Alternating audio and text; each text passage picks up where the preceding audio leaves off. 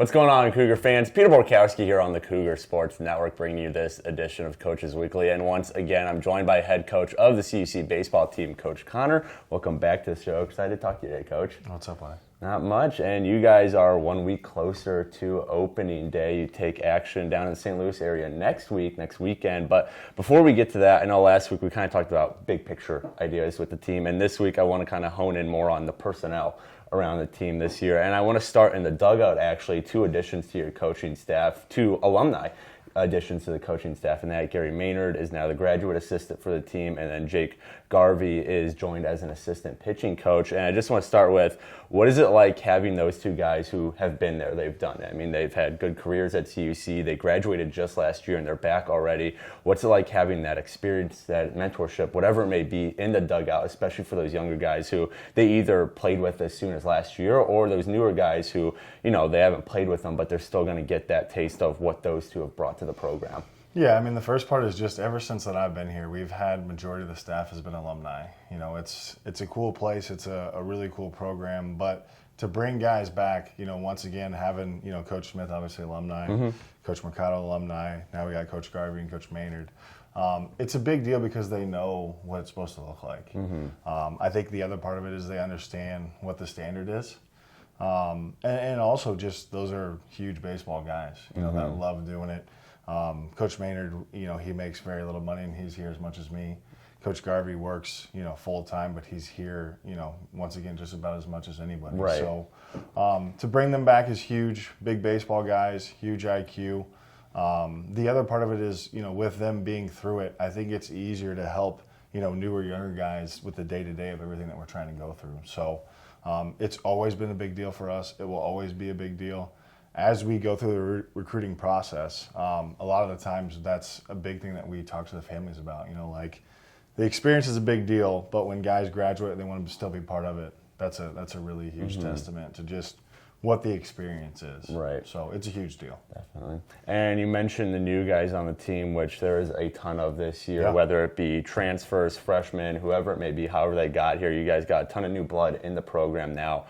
What is kind of the process of getting them, you know, to the point they need to get at to this team so they can come in, whether they're a freshman playing their first collegiate season or they are a, you know, transfer who is recently at the JUCO level or maybe another Division III college, whatever it may be? What does it kind of take to get those guys up to speed so when the season comes, they can just hop in and start contributing right away and seem like they've been here for the past couple of years? Yeah, I mean, we actually as a coaching staff talk about this a lot with the new guys. Once again, high expectations, high standards. So it's getting them to understand, you know, like if you can handle life, it's a lot easier to do the baseball stuff. So it is a little bit of adjustment just because of things we ask them to do. But if you can convince them that it's worth their time, I think that's where guys see, you know, jumps and strides that they can make throughout it. The big thing is just the support, you know, the support from the leadership group. Obviously, you know, as a coaching staff, we have to build the blueprint. As you work your way down through the hierarchy, it's just everybody kind of pulling their own weight in a certain direction. So it takes a full crew to get everybody on board and to help them get to where they want to get to.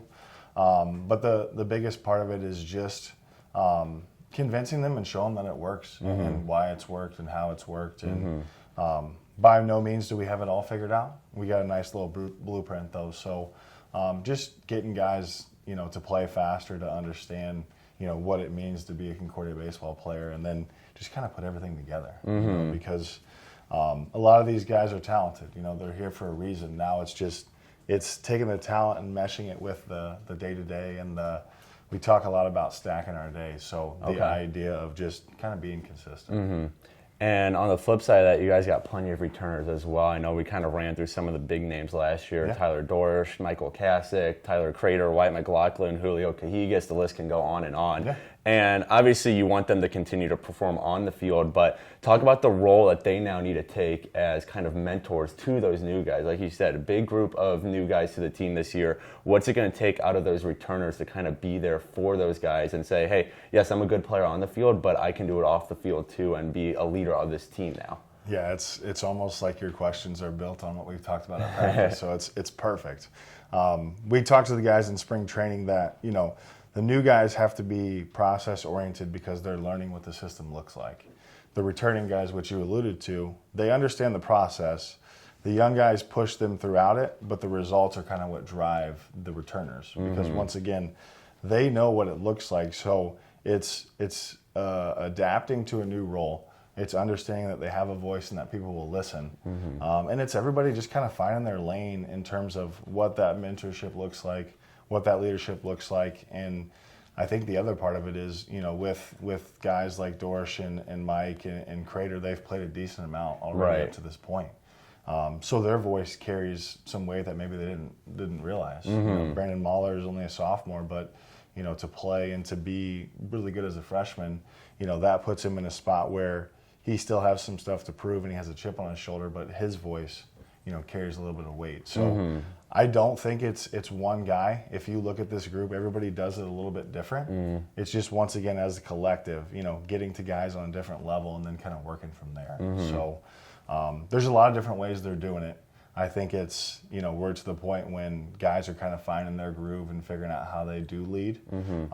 This group is a little bit more of a one-on-one, smaller group setting, whereas maybe kind of Gary and his group were a big group setting. So okay, I gotcha. Just different examples of how to do it. And once again, like we talked last week, every year is a little bit different. Right. So, and that's, me, I'm in year 10, but I'm still learning too. Right.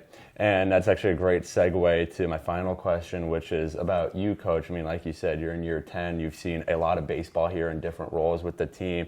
Just how have you kind of grown and changed to the point we're at now? Even if it's from last season over the summer, what may be, coaching philosophy, how you run things, whatever it is.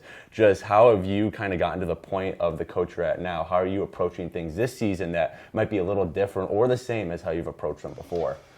Yeah, I mean, the first part, man, is, surround yourself with really good people. When you have a good staff and you have good players, it makes my job a lot easier. The goal is every year to find something that, I can work on and I can strengthen.